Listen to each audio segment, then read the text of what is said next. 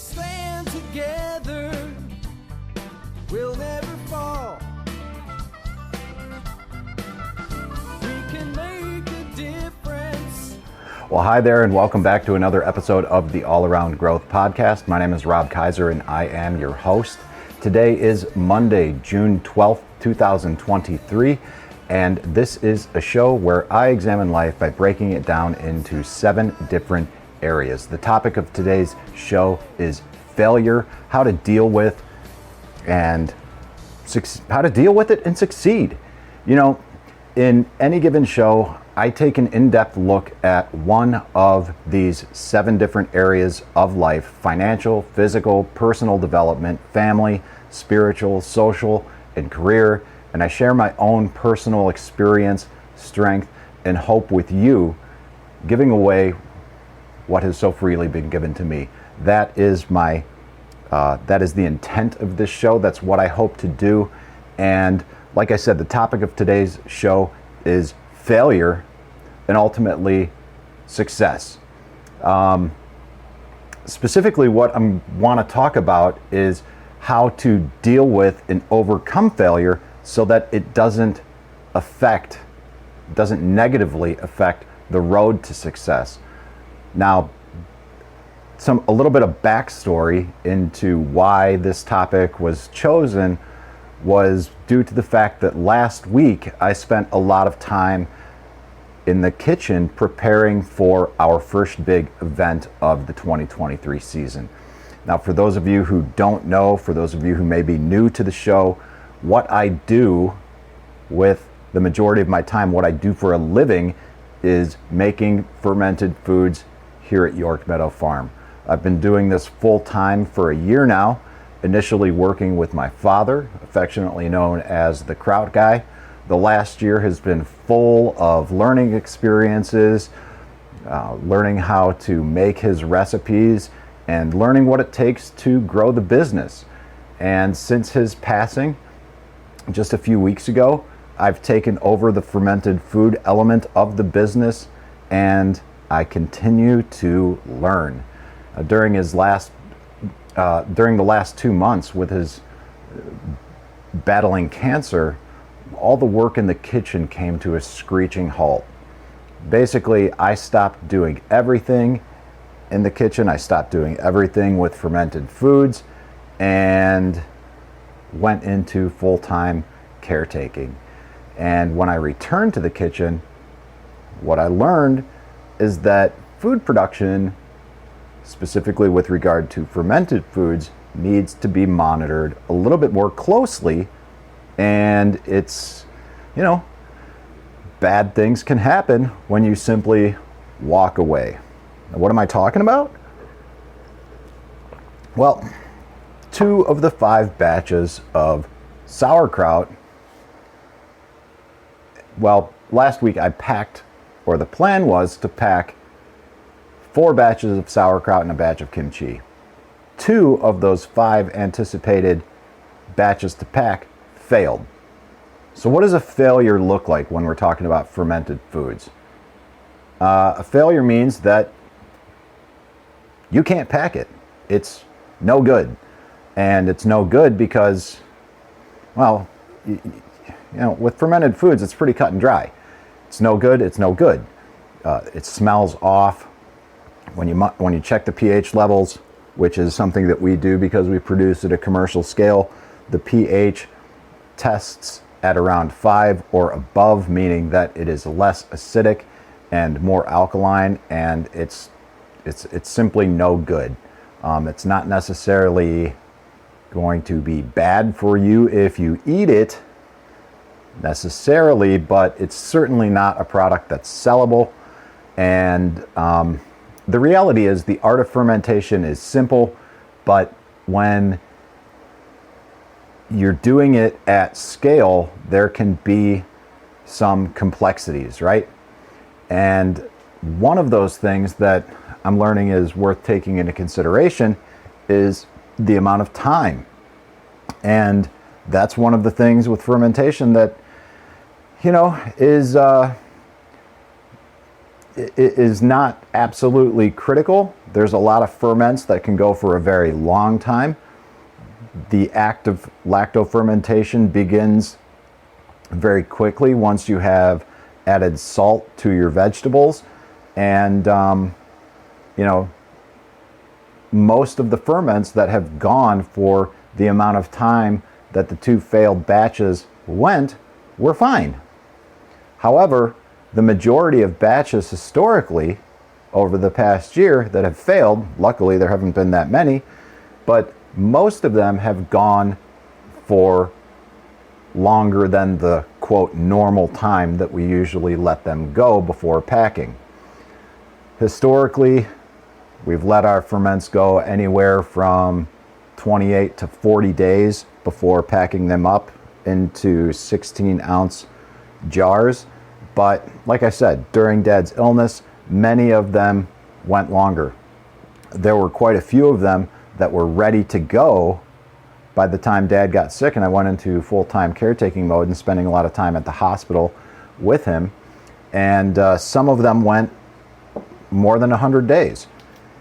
And over the winter, same thing happened. We weren't selling as much, markets had slowed down, and many of the ferments went longer than 100 days. And while many of them were fine, some of them were not.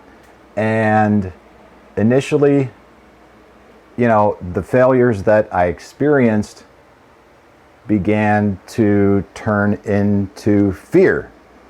And I began to have fears that I may not have enough product for upcoming markets. I began to grow fearful that I may not meet the needs and expectations of the customer. I began to have fears that I might be letting people down who've been looking forward to the market season, only to greet us as we return to the market and have us not have their favorite product. And in the process of thinking about all of this while continuing on packing and getting ready with the product that was good, I realized that openly discussing these fears on the show in this podcast would be a good thing for me for several reasons. It would force me to examine these fears, what exactly they are, why I have them, where they come from, and how I'm going to go about addressing them. So what I did when I initially came up with this idea after a couple of failed batches is I posited the question out there in the Telegram group, which is where we have the most tight-knit community, and you can be a part of it too at t.me/allaroundgrowth. And I encouraged everyone, along with some family members and people outside of the group, to ask me questions about failure. And that I wanted to answer your questions or comments on, or I wanted to answer anybody's questions on failure, and I wanted to comment on people's talking points regarding failure in any context. And that's what I'm going to do today.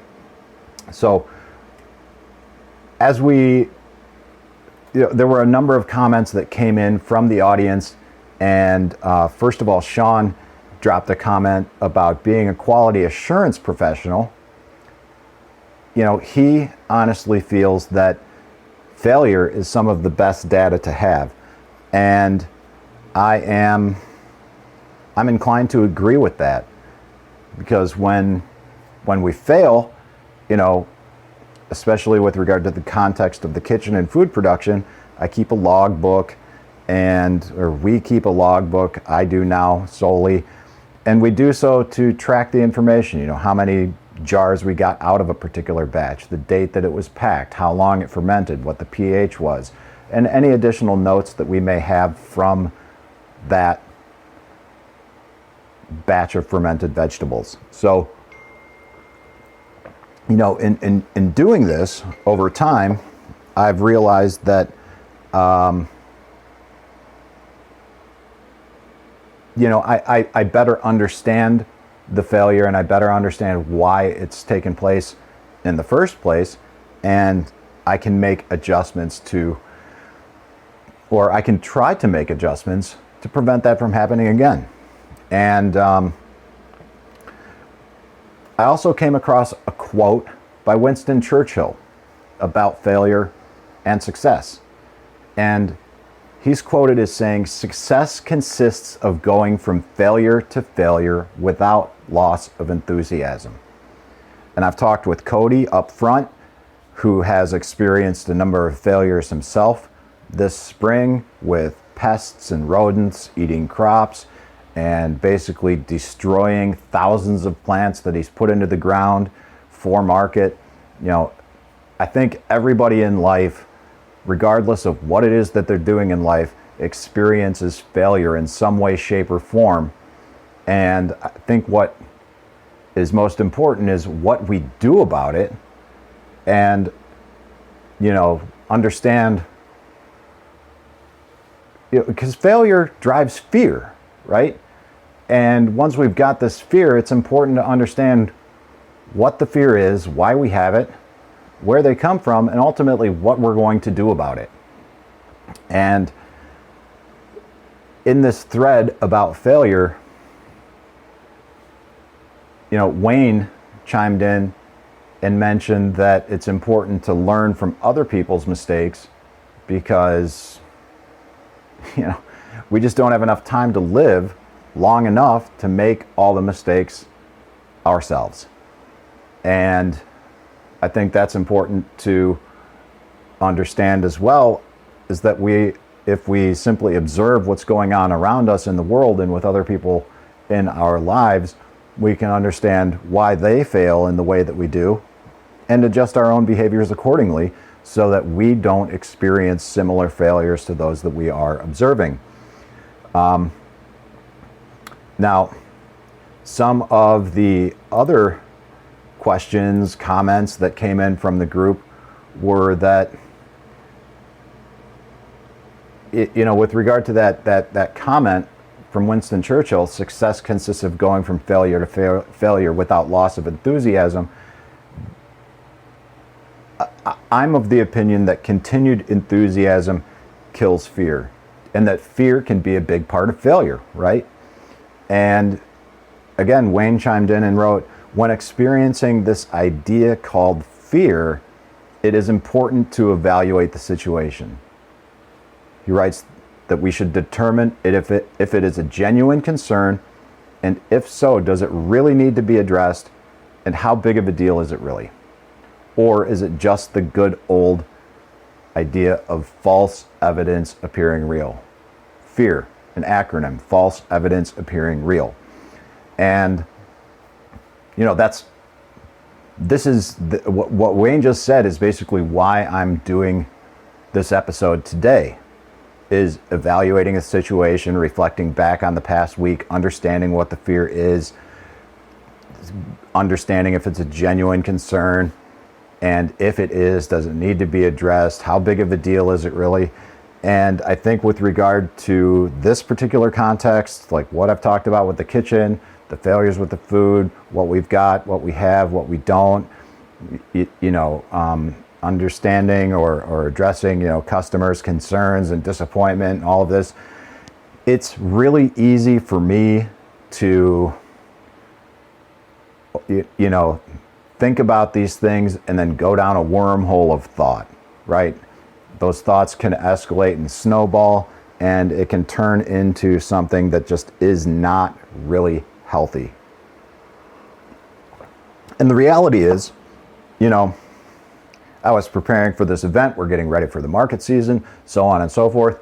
Everybody knows, or most everybody knows, why we haven't been at the market to date. Most everybody understands that we've been dealing with Dad's cancer and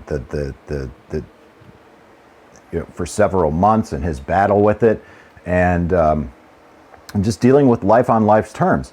And pretty much everybody has been very understanding about this because, well, why wouldn't they be? If you're dealing with a loved one who's literally fighting for their life and you've gone into caretaking mode, you're going to reprioritize and adjust your life accordingly, and certain things are going to be sacrificed. And one of the things that was the idea, or not the idea, but the work that was taking place. That got put on hold because family takes priority, right? And ultimately, after making some other comment with regard to Wayne, which was a voice comment that I not going to play now, but Wayne wrote, all you can do is what you can do, and you're doing it. And that's true. All we can do is what we can do. And if we're not doing it, why not? You know, it's easy to, like I said, it's easy to get hung up in these thought patterns. It's easy to get hung up in these thought trains and go into analysis paralysis and just procrastinate and not do anything except sit around and wring our hands and worry. You know, somebody at some point in time told me something about worry and anxiety, and I'm not going to get this right, but they said something along the lines of worry is about, like, worry consists of thinking about things in the past that you can't control, and anxiety is projecting out into the future about things that may or may not happen. The happy medium is being present in the moment, not worrying and not having anxiety, and just simply being present in the moment. And that's hard to do, but I think once we understand where we're at mentally, we can make adjustments to our thought processes, our behaviors. We can reprogram and repattern our minds and not have so much worry and not have so much anxiety. And I know a lot of people out there are going to think that this is easier said than done. And, you know, I'm not going to lie. I think it is easier said than done. However, if we continue going about this and trying to understand this, and we do it consistently for days, weeks, months, years, we begin to understand that we actually can impact and change our behavior. We begin to understand that we actually make choices. We make choices about everything, right? Whether we do things or whether we don't do things, we all make choices. If you're unhappy at your job, for example, you know, you think you've got a boss that's just a dick and you're trapped in your job. Well, you're choosing to stay there because that's more comfortable for you in that moment rather than doing something different. You're choosing to stay there because you think the pros outweigh the cons. And, you know, if it sucks and it makes you miserable, then, you know, clearly the current condition of suck and your misery outweighs the potential that the future has in store for doing something different, right? So no matter what the situation is in life, whether it involves, you know, our financial affairs, our physical well-being, the state of our personal development, our family life and our relationships, our spiritual growth and development, our social life, our friendships, our relationships, or our career, we all make choices in what we do and how we respond. And more often than not, we're not even responding, we're reacting because we haven't given ourselves the grace to grow, right? So that's in large part why I do this show, because in a sense, it's kind of like a talking journal where I'm talking about what I'm doing to grow in my life in all facets of life. Those 7 areas of growth that I just mentioned: financial, physical, personal development, family, spiritual, social, and career. And the last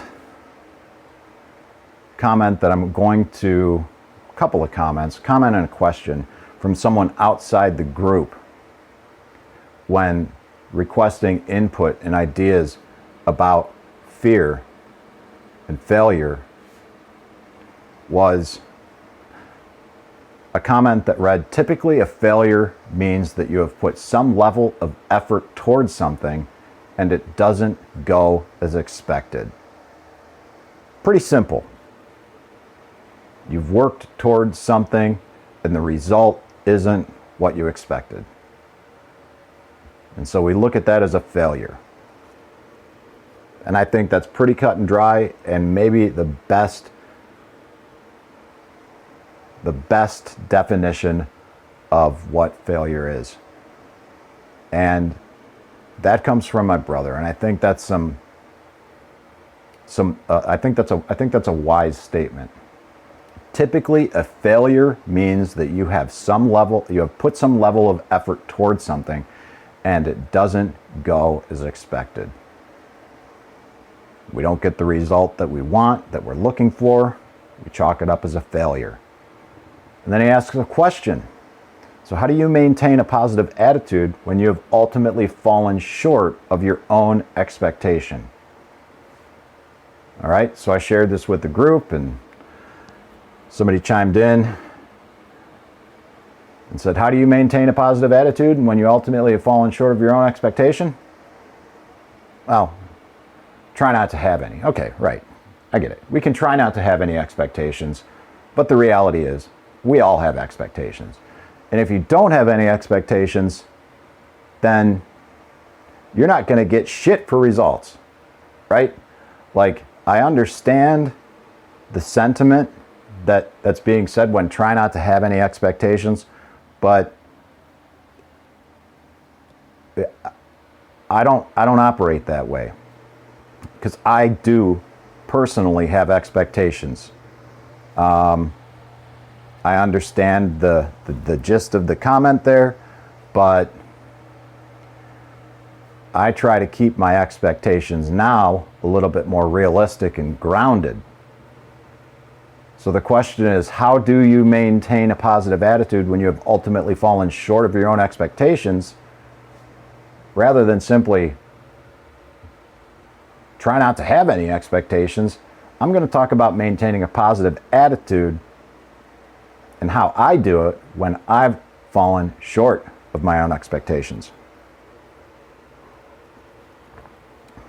What I've tried to do is understand why I had the expectations in the first place and try to reframe my thinking. Try to, just understand, like I said, because if I've fallen short of my own expectations, fear comes up. Fear rears its ugly head. So then I've got to think about those fears.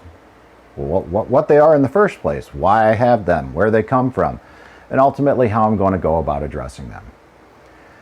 And when I think about things and analyze the situation, I can quickly resume a positive attitude because I realize that my fears aren't really what I thought they were. I realize that they're a little bit misguided because they're not real, right? When I understand where they come from my own head, and more often than not, my own thinking isn't optimal, which is why I've spent a considerable amount of time as an adult trying to repattern my thinking.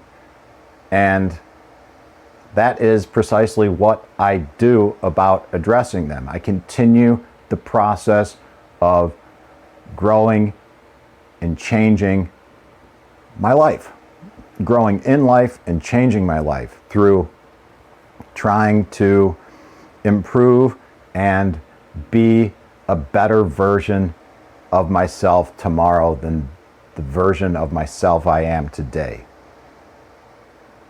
Am I always successful? No. But that's a consistent goal that I have. More consistent now than I've been in the past. I'm happier with myself now than I ever have been. I consistently go through life believing that every day is the best day of my life.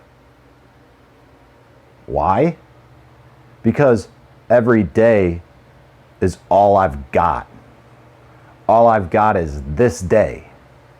I don't have tomorrow. because tomorrow I may not be here.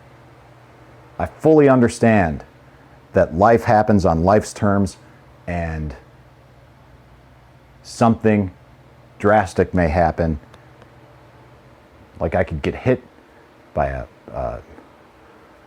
a head-on collision, or something traumatic could happen, and my life can end like that. So I try to understand that the reality is today is the best day of my life if I want it to be.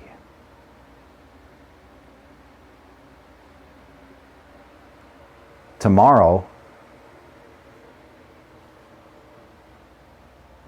will be the best day of my life if I want it to be. I firmly believe that everything I do in my life is a result of a conscious decision and choice that I've made.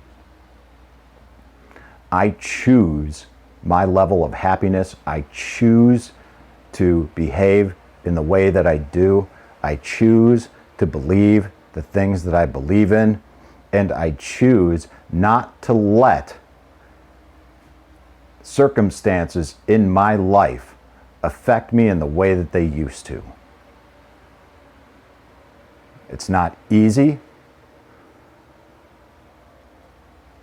but it's simple. And trying to maintain that perspective consistently over time has made it easier. So I don't really know what else I have to say, guys, other than that's what I think about failure. That's what I think is necessary to succeed.